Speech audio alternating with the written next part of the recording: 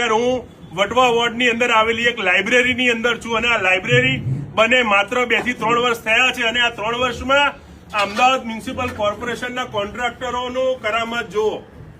અહીંયા લાગેલો ફ્લોર સંપૂર્ણપણે તૂટી ગયો છે. આ કરોડો રૂપિયાના લાગતે લાગેલો ફ્લોર, આ બનેલું બિલ્ડિંગ, જો ફ્લોરની આ કન્ડિશન હોય તો આખા બિલ્ડિંગની સ્ટ્રેન્થ શું હશે એ આપણે સમજવી પડશે. કોર્પોરેશનના કોન્ટ્રાક્ટરનું આવું તખલાદી કામકાજ અને અમદાવાદ મ્યુનિસિપલ કોર્પોરેશન હજી પણ મુખ બધિર બનીને અહીંયા આગળ બેઠી છે. કોઈ પણ જાતના પગલા કોન્ટ્રાક્ટર ઉપર નથી લેવામાં. આજ મારી આસપાસ જો અહીંયા આગળ આટલા બધા બાળકો ભણવા માટે આવી રહ્યા છે, લાઇબ્રેરીમાં વાંચવા માટે આવી રહ્યા છે અને જો આ સ્ટ્રક્ચરની સ્ટેબિલિટી ઓછી હોય કાં તો આના બનાવમાં કોઈ ખામી હોય અને કોઈ દુર્ઘટના સર્જાશે તો એનું જવાબદાર કોણ રહેશે, એનો પ્રશ્ન સૌથી વધારે ગંભીર છે. મિત્રો, હું આ જ બિલ્ડિંગના બીજા ફ્લોર ઉપર ઉભો છું. આ બીજા ફ્લોર ઉપર પણ તમે જોઈ શકો છો કે આનું ફ્લોરિંગ પણ હાલમાં જ બદલવામાં આવ્યું છે.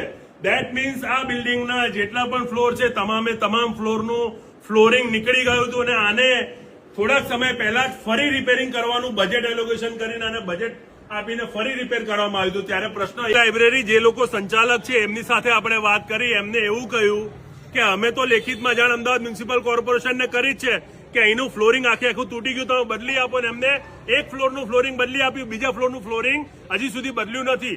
આ તમે મારી પાછળ જોવો છો, આ બિલ્ડિંગ 23/9/2022 રોજ શુક્રવારના દિવસે અહીંયા આગળ આનું ઓપનિંગ કરવામાં આવ્યું હતું. મેયર શ્રી કિરીટકુમાર જીવનલાલ પરમારના હસ્તે આનું ઓપનિંગ કરવામાં આવ્યું હતું, એટલે લોકાર્પણ કરવામાં આવ્યું આ બિલ્ડિંગ. એટલે આ બિલ્ડિંગ બને માત્ર 3-3.5 વર્ષના ટૂંકા ગાળાની અંદર આખા ફ્લોરિંગો તૂટી ગયા.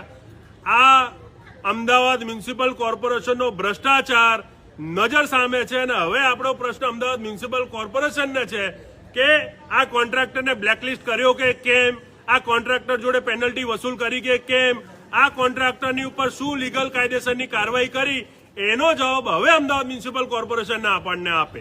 જય હિન્દ.